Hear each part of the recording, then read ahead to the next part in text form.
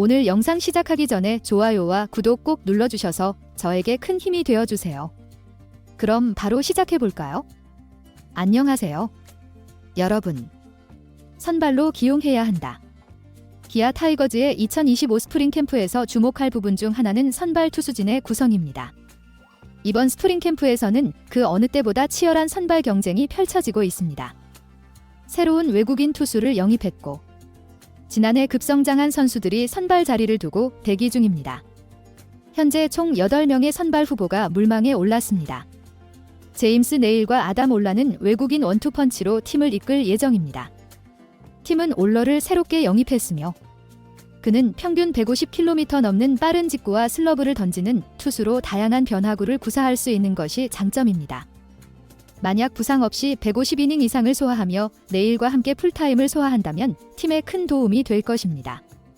지난 시즌 윌 크로의 부상으로 인해 선발진 구성에 어려움을 겪었던 만큼 외국인 투수들의 건강과 활약은 더욱 중요할 것입니다. 국내파 베테랑인 양현종도 선발진의 한 축을 담당합니다. 양현종은 지난해까지 연속 170이닝 이상을 기록해왔습니다. 올해는 170이 아닌 150이닝을 목표로 해도 무난할 것이라는 전망이 나오고 있지만 본인은 여전히 승리에 대한 강한 열정을 가지고 있습니다. 만약 11년 연속 170이닝을 기록한다면 선발진 운영에 큰 보탬이 될 것입니다. 3년 차를 맞이한 윤영철이 선발 투수로 활약할 예정입니다. 이범호 감독은 준영철을 선발로 확정지었다. 영철이는 데뷔 때부터 선발 준비를 철저히 해왔다. 지난해 허리 미세골절 부상을 당했지만 팔이나 어깨에 문제가 있었던 것은 아니다. 부상에서 잘 회복했고 올해도 선발로 기용하는 것이 맞다고 강조했습니다. 윤영철은 2023 시즌 선발 투수로 발탁되어 풀타임을 소화하며 8승을 거뒀습니다. 2024 시즌에는 첫 10승을 목표로 했으나 7월 허리 부상으로 시즌을 일찍 마감했습니다. 시즌 말미에는 복구했지만 10경기 출전에 그치며 81.2이닝 동안 7승 4패, 평균 자책점 4.19를 기록했습니다. 선발로 확정된 만큼 규정 이닝과 10승을 목표로 하고 있다. 윤영철이 사선발로 확정되면서 남은 선발 자리를 두고 치열한 경쟁이 벌어질 예정이다. 작년 시즌 불펜맨으로 활약했던 김도현, 황동화, 그리고 신인 김태영이 경쟁을 벌이고 있다. 김도현은 150km 넘는 강속구를 앞세워 선발 자리를 노리고 있으며 황동화는 묵직한 구위로 선발 투수로 활약할 가능성을 보여주고 있다. 김태영은 강속구와 다양한 변화구를 효과적으로 구사하며 선발 후보로 떠올랐다. 그는 신인 중 유일하게 스프링 캠프 명단에 이름을 올리며 주목받고 있다. 이들 외에도 유력한 선발 투수가 복귀를 기다리고 있다. 지난해 팔꿈치 수술을 받은 이일이는 시즌 중반 복귀를 목표로 하고 있다. 현재로서는 6월 복귀가 예상되지만 치료와 재활 속도가 빨라지면 더 빠른 복귀도 가능할 것으로 보인다. 이일이가 돌아오면 선발 투수로 기용될 가능성이 높아 기존 선발 투수들이 자리를 내줄 수밖에 없을 것이다. 이범호 감독은 동하와 도현이가 선발 자리를 놓고 경쟁할 것이며 태영이에게도 기회를 줄 것이다. 선발이 되지 않은 투수들은 중간 개투로 활용할 계획이다. 또한 의리가 복구하면 선발진에 변화를 줄 수 있다고 밝혔다. 최대 8명까지 선발진을 운영할 수 있는 가능성을 언급하며 기아 마운드의 강력함을 느낄 수 있다. 실책 때문에 빼면 김도영이 없었을 것이다. 기아 타이거즈의 2024 시즌 가장 큰 문제점 중 하나는 실책이었다. 정규 시즌에서 146개의 실책을 기록하며 리그에서 가장 많았다. 특히 2024 시즌 최고의 선수로 활약했던 김도영은 혼자서 다수의 실책을 범했다. 그러나 이범호 감독은 이를 전혀 문제 삼지 않았다. 오히려 실책이 선수들에게 미칠 부담을 걱정하며 실책을 범한 선수는 절대 교체하지 않는 원칙을 지켰다. 물론 가끔은 선수들에게 경각심을 주기 위해 교체한 적도 있었지만 전반적으로 선수들을 신뢰하며 기회를 줬다. 김도영은 이러한 감독의 신뢰 아래 성장할 수 있었다. 나성범, 박찬호, 소크라테스, 이정후 모두 이런 경험이 있었다. 심지어 김도영은 대구에서 홈런을 치고도 교체된 적이 있었다. 그 이유는 실책 때문이 아니었다. 집중력이 부족한 미흡한 플레이 때문이었다. 김도영은 7월 2일 대구 삼성 라이온즈전에서 수비 중 런다운 상황에서 선행주자인 구자욱을 겨냥하지 않고 후로 공을 던졌다. 이는 전형적인 실수였다. 도영이가 30개의 실책을 범했더라도 교체하지 않았을 것이다 라고 밝혔다. 만약 김도영이 실책할 때마다 교체됐다면 그의 뛰어난 타격 성적은 이룰 수 없었을 것이다. 이범호 감독은 너무 설레발치는 실책은 잘못된 것이지만 실책을 많이 한다는 것 자체에 대해선 선수들에게 부담을 주지 않았다고 말했다. 많은 사람들이 기아는 결국 중요한 경기에서 실책으로 무너질 것이라고 했지만 이범호 감독은 우리 팀은 한국 시리즈에서는 실책 한 개도 하지 않았다.